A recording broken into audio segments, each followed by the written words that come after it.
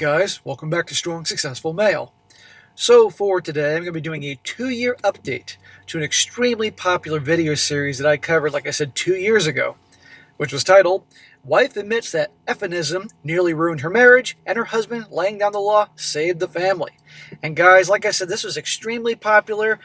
The first one came out in January of 2023, so a while ago, and that, I believe, had a little under 200,000 views.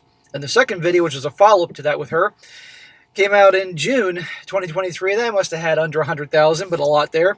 And maybe some of you guys remember that. But as a recap, that's about the woman who wrote in, who openly admitted she came this close to ruining her marriage, and not just with her husband, also her family with the kids, because she went down towards the feminism side of the force and let herself be manipulated and roped in that whole thing. And it was her husband, a good man, a strong alpha male, that put her in her place and fixed everything. So anyhow, this is a big update here, but here's the interesting thing. This isn't coming from her. This is coming from her husband. You see, as it turns out, that when she sent me the stories, he wasn't aware that she was doing that, and obviously wasn't aware that she watched the channel. So he wasn't exactly thrilled to hear their personal business being online by some guy in the car with his sunglasses on. However, the guy liked it, and I guess he liked me, and now he is sending in his side of the story. It's really interesting. Both, you're going to hear, obviously, how he came to be, his brief upbringing, his version of when they met, all that, and of course, his side of things when she effed the whole thing up and all that. It's really a good one. So we had she said, now we go at he said. And so for you guys who really enjoyed that video, I think you'll definitely enjoy this. And if you didn't see the video or don't remember it, I'm going to post links above the comment section as well as in the description of the video here, so you can go back and watch it if you want to and go from there. And by the way, this is very long, so this is going to be 2 parts. So I'll do the first part now, and I'll come back 2 hours later and do the second part. So you got full entertainment for this Friday night. So it starts off, says, oh, and by the way, I'm going to use this opportunity because a lot of you are going to watch this. If you haven't done it already, come follow me on X. Really trying to grow the channel over there, or not the channel, but the community over there, so I can announce things and not have YouTube get in my way and all that. So really trying to, so come on over there. Even if you don't like it, or if you don't like Elon, come on over and do it for me. The handle's SSM Channels. Okay. So he says here, hey SSM. About 2 years ago, my wife emailed you, which you turned into 2 videos. My wife told me about your channel. I was not too excited to hear that she wrote and shared her personal life to become a YouTube video. Well, I listened to the video and found myself actually enjoying it. Hey, I'm glad you did. My wife showed me your channel, and the first 2 videos I listened to were about us. So now I'm a subscriber to your channel and listen often. Well, bro, I'm glad you're part of the community here, because you're a legend. So after some nagging from her, she's no place to nag you, man, even 2 years later. After a lot of putting it off, I thought I would finally email you about my side of the story. I write this story in honor of my old man and mother. You can say that I grew up in a very traditional family. My dad was a Marine who served in the Korean and Vietnam War. So in other words, he was a badass. And the fact that he survived both, holy shit. He was one of those career Marines who served his 20 and was a total badass. When I say badass, I mean he had 2 Purple Hearts, 1 Bronze Star, and 1 Silver Star. Holy crap, dude. Looking back, he's my biggest hero and inspiration in life. My dad is a huge giant hero to me too. May he rest in peace. My dad was a Marine in World War II because I'm from a second family. And once a Marine, always a Marine. My dad, no nonsense. And as a kid, I couldn't stand it, but I understand why he was tough. He eventually transferred to the Navy and finished out his 20, cruising around on destroyers and being the chief medical officer, whatever you call it, and he loved it. Anyway, my mother was a great mom and a loving wife. No girls' nights ever. No guys' nights either. My parents are home every night. We ate dinner together every night around 6 p.m. and would spend the night together before bed. I grew up with 2 siblings and was raised with everything being yes sir, no sir. Yep, that was my house. Nothing else was acceptable. Even Mom had to address my dad as sir. Okay. Now sometimes she did, but most of the time she just called him Daddy. I have seen very few women love their husbands as much as my mom loved my dad. You could tell that her respect and loyalty was without question. I have only seen her step out of line one time. Well, he's about to share when she stepped out of line, and let me tell you, holy crap. I was about 10 years old at the time, and I was watching TV. I heard my dad trying to talk, and my mom was yelling at him. I remember being a little scared this time because I had never seen this type of aggression towards each other. Yeah, my parents never fought either. And sometimes I thought they were fighting, but they were just debating politics. Because my dad was a super conservative, my mom was in the middle, and they would debate, and I thought they were really fighting. No. But other than that, no, my parents never fought. My dad wouldn't allow that shit.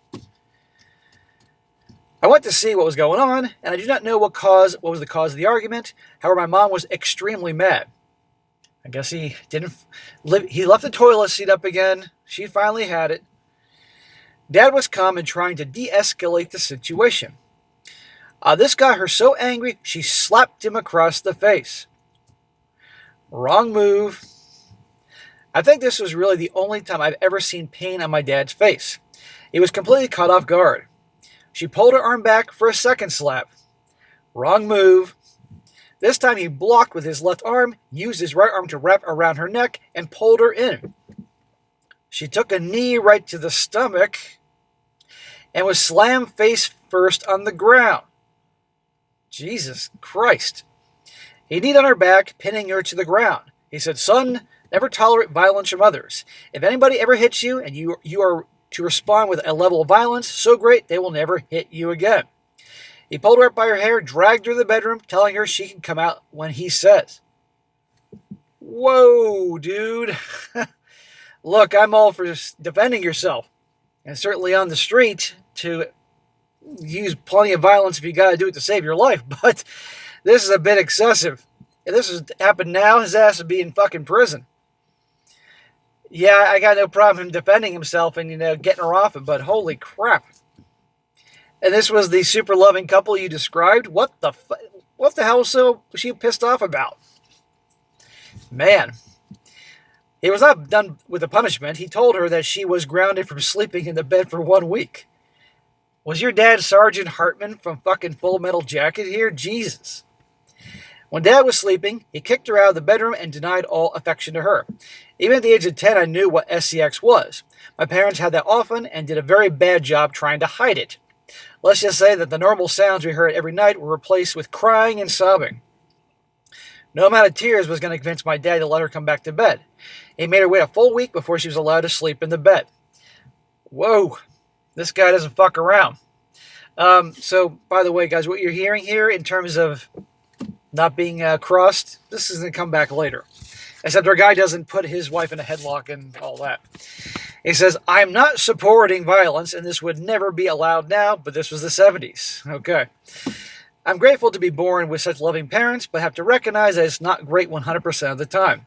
This was a one-time event, which I do think my dad took too far. Good, thank you. I'm not the only one here. However, my mom drew first blood, and she found out. Fuck around and find out. After this, Mom pretty much love-bombed him forever. Yeah, I bet. She never disagreed with him, spoke against him, nothing. She was even more submissive than before and was more affectionate. Now keep in mind, I'm like 10 years old, but I could even see a difference. Yeah, well, a lot of people would hear this, even men, and say, no, she was terrified and Stockholm Syndrome and all this other shit. Again, I disagree with the way your dad handled it. He may have some PTSD going there, like, and I don't know. But, anyhow. Now, you might think my dad was a monster, but I would never see that side of him ever again. Well, that's good. He was a hard father, but loving and fair at the same time. Now, my brothers and I did get the belt, but most of the time punishment was in the form of working out like 200 push-ups or running 3 to 4 miles. Yeah, I would take the belt any day than having to fucking run 3 to 4 miles. My chubby ass at 10 years old, because I went through a chubby phase, my chubby ass wouldn't want to run to the fucking mailbox alone 3 to 4 miles. I'd take the belt. Just whip my ass, Dad. We'll be done in a minute. Being a Marine was not the only thing Dad knew how to do. He was a master gunsmith, a metal worker, and when he left the Marines, he worked at a gun store and did gunsmithing for them. The best times I had as a kid was spending time with Dad at the gun store and the gun range. I was at the gun store on the weekends and sometimes after school. My dad taught me everything he knew about the trade. My dad, myself, and my bros turned into gun enthusiasts. All our free time was either hunting or doing local gun competitions. This prepared me for the next chapter of my life, the Marines. Yeah, from 9 years old to 26, I lived in Pennsylvania after we left California when I was 9. And in rural Pennsylvania, my family had all this land. You didn't need to go to the rifle range. The rifle range was your backyard. We had how many acres? A hell of a lot of acres. Fields, woods. My godfather take me out when I was 12 years old shooting. Good times. And I was with my buddies. It was BB guns and pellet guns only. It was with supervision, obviously, for the fun toys. Different good times, man. Having a dad being the biggest inspiration of my life, I had to join the Marines. I joined in the 80s and saw action in Panama and Iraq. I joined up with one of the Marine Special Forces, and let me tell you, Marine Special Forces. And let me tell you, they're no joke. The mental and physical requirements would put me to the test. It was probably the most challenging time of my life. The military really does a good job breaking you down and making you think differently. It makes you tough, and no victimhood mentality is ever allowed or tolerated. This would really help set you up for success in life. Our youth today could really use this to get them out of their victimhood thinking and toughen up a bit. Amen, brother. I wholeheartedly agree with that. During my life in the Marines, I made really good friends with Kevin. He seemed like a brother to me. When it comes to being in combat situations, there is no one I trust more. I thought he'd be a great business partner. When he left the Marines, he and I got together and formed my business. I won't say what we specialize in doing, but we got some small contracts with the government and private as well. Awesome, man. Congratulations. I'd like to know where you got your business experience from. I mean, after the Marines, did you then go to college, business school, or do you have a good mentor or something like that? But okay, obviously something was certainly done right. At this point in my life, all I did was work out and grow the business. Well, sounds like my fucking life. I did have a few relationships, but was not impressed. I tried to hide what I did for work, because when the women found out, they changed and became even more eager to provide services and nothing else. Now, I did enjoy their services as much as anyone else, but they offered nothing more than that. When I would cut things off with them, they would cry and beg, etc. It never worked. It made me even more eager to leave. I think I was already red-pilled by my dad, and I didn't even know it. So in other words, you are a Marine. You're out of the service, but you're always a Marine. Started a company, you're doing well for yourself, all that. And of course, they're after you. And you have to be on your guard all the time. You can't flaunt your wealth because people are out there to use you. Nothing's changed or will ever change. Things in business move fast, and we expanded into our other industries as well. By the year 2000, we got up to around 150 employees. Wow, man. However, I needed more employees for entry-level coding and accounting, so we brought in interns and temporary workers because we can pay them less than full-time workers. And if they turn out to be great workers, we would make them an offer to be full-time. I know this sounds bad, but a lot of businesses, including mine, use interns to get cheap labor. It also provides a great way to weed out bad employees and get the good ones. This is how I got to meet my wife, Liz. Dude, I have no problem the way you ran your business. I mean, a lot of them run it that way. And yeah, that way then you can see who are the good ones, who are the bad ones. And the intern, the classic situation is people can't get a job because they have no experience, and they have no experience because they can't get a job. So the interns get something out of this, even if it's for like 3 fucking months. And then you get the good ones. It's earned. So enters Liz, his now wife, who is, goes down the feminism side of the force. Liz and I have different versions of our first meeting. Well, no, of course. You've been married all these years. Of course you have different ways to tell stories. That's nothing new. Get a married couple been married together for 20 plus years to agree on anything. She said she met me her first week at work. I don't recall the event. Yeah, because you didn't give a shit. She was another chick that was after you. I do recall the second time we met. I was trying to get to a meeting, and she boldly introduced herself, and I could tell she wanted my attention. I wasn't trying to be rude. I had somewhere to be, and she was stalling me. The nerve of her. Now, I have to admit, she was attractive with great body features. As a man, I love women that are big-chested and have features I can enjoy when she's walking away. In other words, you like big butts and you cannot lie. Why do you think I live in fucking South Florida? I got big tits and big ass Latinas everywhere. And your wife is a Latina. However, I had important things to take care of, and I was honestly getting a little annoyed that she was getting in my way. I excused myself as fast as I could. After I left, I thought nothing of it until she forced her way into my office 2 months later. I was like, will this broad leave me alone? What? Well, this is where she comes in and saves the day. And if you all forget, watch the other videos and you'll see. And I'm being honest, I'm not being sarcastic. Well, before we get to that part, when she barged in, let's go back to Kevin. He is the guy that Liz labels as the creepy manager. Kevin was for sure a Chad. During the Marine days, no one could compete with him on body count. At this time, he's married with kids. We are close in business and in personal life, going to rifle ranges on weekends, etc. This is when I made a big mistake. I know Kevin was cheating on his wife with at least 2 girls that he hired and probably more. Not cool, Kevin, cheating on your wife, especially with employees, potentially bringing problems to the business, not just for him, but you too. That ain't cool. If he's going to fucking cheat, at least do it outside the fucking company. Instead of doing anything about it, I just turned a blind eye and pretend I knew nothing. Yeah, where'd that get you? I noticed that a lot of people he hired for entry-level positions are young, mostly attractive females. As long as the work got done, I didn't really care. Now for me, I've made a policy that I stay a good distance from the females, keep things professional, and limit my interactions with them.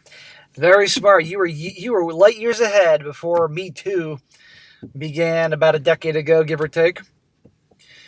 You have to understand when you're the owner or manager or just have a lot of money, that is going to draw attention from a lot of females.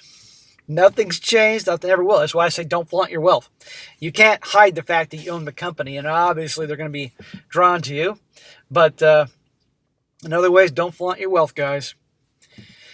I learned when I started the business that a lot of females would try and use me to monkey branch as well. Single or married, it never mattered. They'd use the same tactics. They would start by overdressing, having a lot of makeup, showing lots of cleavage, and wearing very tight skirts or pants. Then they would try to make excuses to talk to me and sometimes to be a little touchy.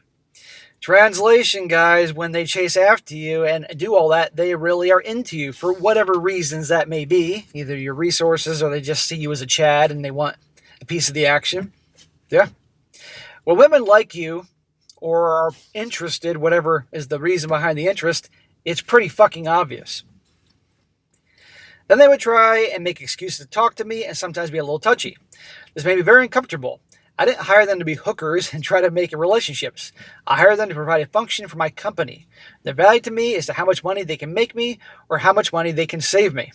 Amen. You're a man. It's all about business. And I respect that. So after the 2 months, Liz comes barging in my office and makes a huge accusation that people are stealing. That's a serious accusation. Now I was aware that shrinkage was higher than expected at this time, but I told her to follow the chain of command and to leave. That's when she placed a flashcard on my desk and left. When I saw she wrote about $1 million was being taken, that got my attention. Yeah, I'd imagine. I told her to come back and close the door. I did not like being one-on-one with females at work, so I recorded a conversation with her permission, of course. So in the first video that was fucking 2+ years ago, she has a background in accounting. And she's good at what she does. And she saw problems and red flags and all that, and compiled all the information to present to this guy. If you all recall the first video. This is when she gets my attention. She took 30 minutes explaining that what was being taken and where it was going. The presentation was very organized and presented well. I was impressed. A girl that is attractive and smart. Yeah, who knew? I told her thank you and asked her how many people know. She told me this has been a side project and no one knows about it. I told her don't tell anyone and I will take care of it, but it will take some time. Regarding Kevin, remember Kevin is his bro, the Marine, they brothers in arms. Regarding Kevin, I never felt more betrayed. I was angry, but I was not the type that I was going to explode and hit him. I was the type where I want a slow and painful existence for you, and for you to spend years feeling it. So I hired a PI to gather evidence of his cheating. I did not take long to get pictures of Kevin meeting up with Jessica at hotels and at her home. Jessica at this time was one of my employees and married. Was her name really Jessica? Or are you just saying that because I always use Jessica? It'd be fucking funny if her name actually was Jessica. Well, I saved this all for D-Day. I filed charges on him and the 2 employees that stole money. The same day he was arrested, I went to Kevin's house and dropped a little package in the mail with all the extra fun he was having. Kevin's wife recognized the gal in the photo. In the little package, I gave her the PI's number to call to get more information. Let's just say that she used the PI to get the address to Jessica's house, and Jessica was divorced shortly after. Man, justice is served. But where's your $1 million fucking dollars? I had great satisfaction that Kevin's life was up in flames. The worst part about this was your so-called friend. God, and it's possible more money was taken. Well, after Liz's presentation, I was really interested with her work, so I gave her a big bonus and moved her from intern to full-time employee. I think she certainly earned it. Damn right. And now Liz is like, oh yeah, I'm getting this guy. I'm going to marry him. As the months went by, it was no secret that Liz was really into me. Oh, another one. Now in public, she hides it well. But she did the little things that made it very obvious, like bringing me coffee, trying to find reasons to talk to me, and when we talked about business, she would try to move the conversation to more personal topics. I was lightly feeling the attraction. However, I was more focused on the growing the business and did not give it much thought. I was friendly with her, but made sure to keep her at a distance. Very smart, but this chick is hell-bent on getting you. A few months again passed by, and we just finished up a meeting. She stayed behind and confronted me. She straight up told me how she felt and that she wanted to be dating. Gee, this is predictable. I was surprised with how bold she was. I knew she was into me, but I never thought she would say the words that she loved me and wanted to be dating. Hold on here. Let me make sure I read this right. That she loved you? You're not even dating? You haven't had relations yet? I'm assuming not. No, you definitely did not, because you're not going to fuck that up. And she tells you she loves you? That's some stage 5 clinger shit, dude. But let me guess. She's young, beautiful, big boobs, slightly disproportionately big ass, that accent, long black hair, smile. She saved you $1 million. You're like, oh, all right. I face palmed Captain Picard style. Now I don't want to date her. She is 14 years younger, attractive, smart, logical, eager to please, non-argumentative. Did you just say non-argument? This is a Latina girl, right? Let me just make sure I have this right here. And she's a team player. So a lot of green lights, with a red light so big it can be seen from Alpha Centauri. It had only been like 3 to 4 months since Kevin got busted for hooking up with a few gals at work. Stuff like that spread, well, and also fucking embezzlement. Stuff like that spreads faster than warp speed. I could not myself be repeating his behavior. I looked at her for a few moments thinking of the words I wanted to use. I was honestly thinking of a way to get out of this situation. Before I could think my words, she said, "What do I have to do to date you?" God almighty. I told her she could never come back to the office. She tried to protest, but I cut that off. I explained to her that we can't have another Kevin situation. I explained that she could be transferred to a different position and she would have to work at home.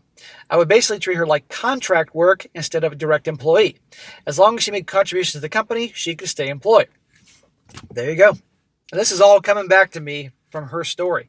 Yeah, you make her you give her contract work. She's technically not on the payroll. And you pay her, and she obviously handles the tax situation on her own, maybe forms her own LLC or something. She's not an employee, so no problem, and you can date her. Dating was very enjoyable. Oh, I'm sure it was. She treats you like the fucking king. She did not care what we did as long as she was with me. At this time, my wife had never handled a firearm. Well, you weren't married yet. So I took her to the gun range often and taught her how to shoot. Does she like it as much as going out dancing? Of course not. However, she never complained about it and actually really got into it. Cool. My buddy's wife likes to go shooting with him. That's awesome. I've never seen a gal so eager to be dating, and she tried to move the relationship at warp speed. Why do you think? Come on here, let's go back in time here.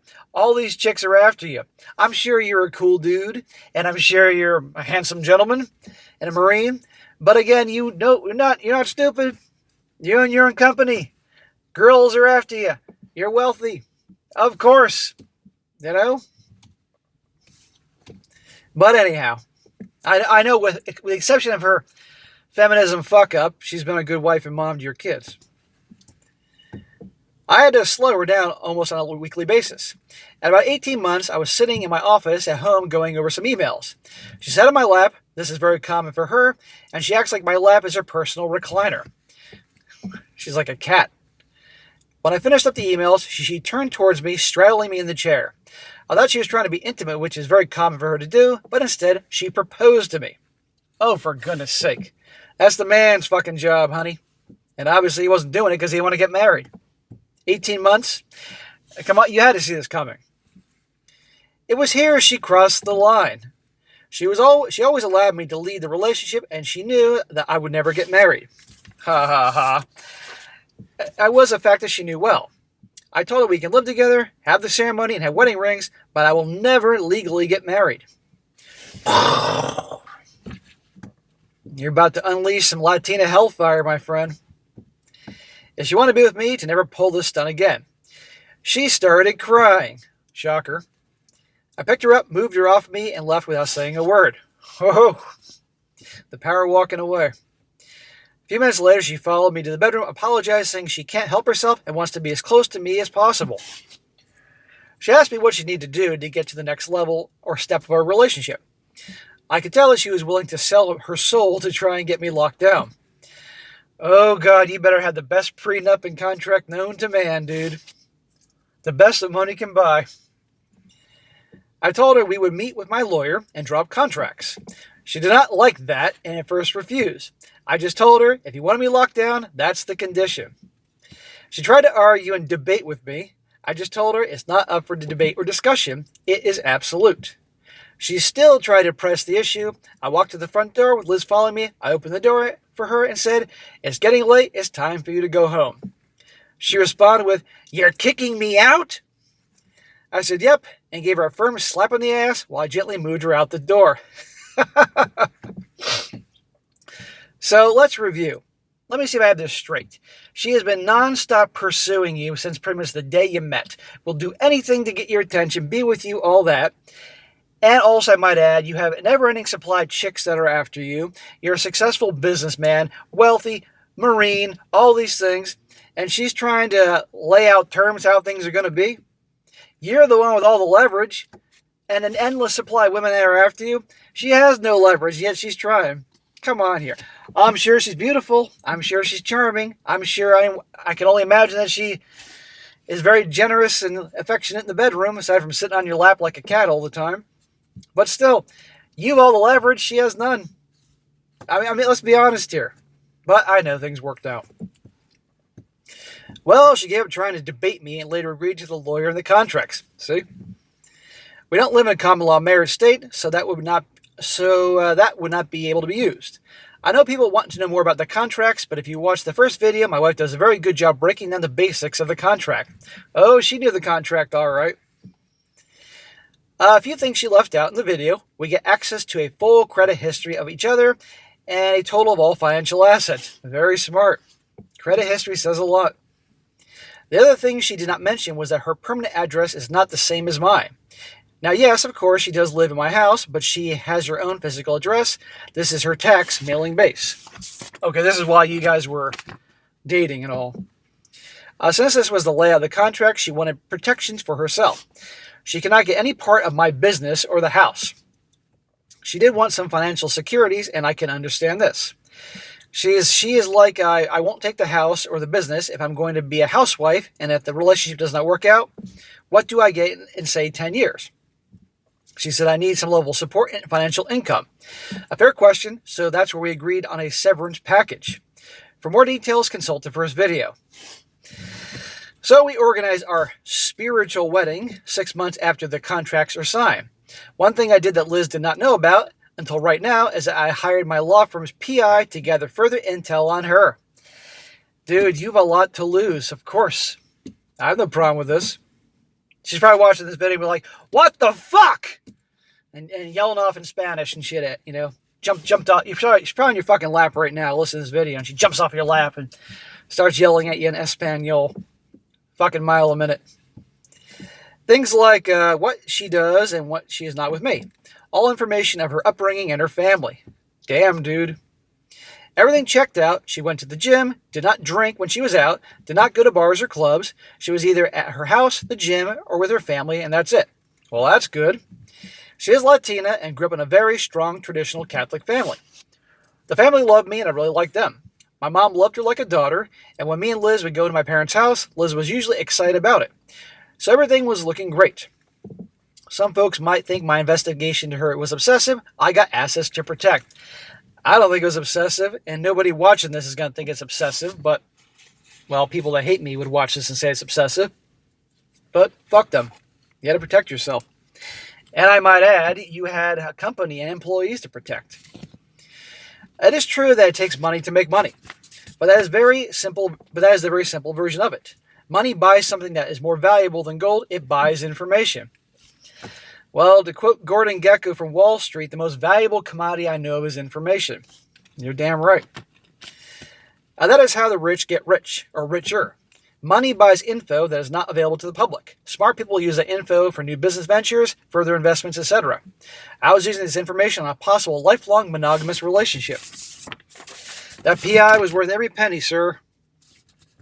You better believe I was going to use my money to take every bit of information. Getting married legally or spiritually is like two businesses merging, and I was going to know everything about the girl I was going to be getting into bed with. We had our ceremony. I was planning on having only 3 kids, but the third pregnancy was twins. So you got 4 kids. Wow. At first, I was pretty disappointed, but now as I think about it, I'm very happy about how things turned out. The 4 kids have been amazing, and I'm grateful for all of them. And yes, they are all mine. They have been tested. Yeah, I figured you tested. Well, congratulations on your family, dude. 4, that's small for a Latina family. After the 4 kids were done, I consider my family complete. I have a great wife. My kids are amazing. The family is going smoothly. So I was done. Liz, however, really wanted more. What's wrong with 4?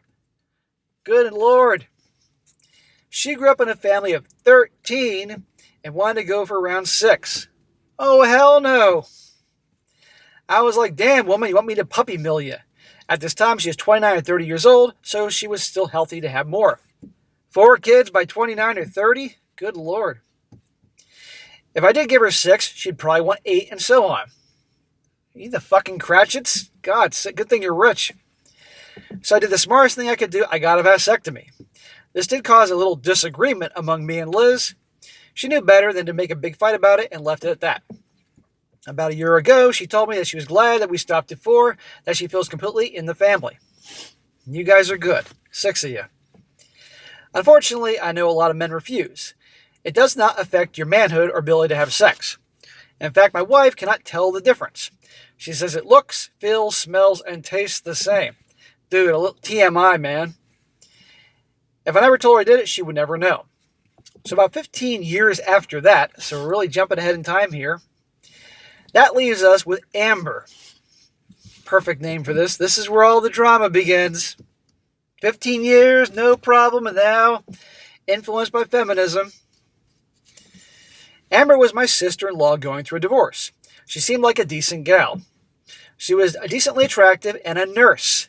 Ding, ding, ding. Why do you think she's going through a divorce? Well, you're going to find out eventually. She stayed with us for a few weeks, and as she was going through her divorce. Now, this time, we don't know the details. We later found out that she was hooking up with a coworker. A nurse that was cheating with a coworker. Who would have thought? And now her marriage has gone to shit. Now she's got to fuck up yours. And do everything she can to mess with your wife's mind, her emotions, all that.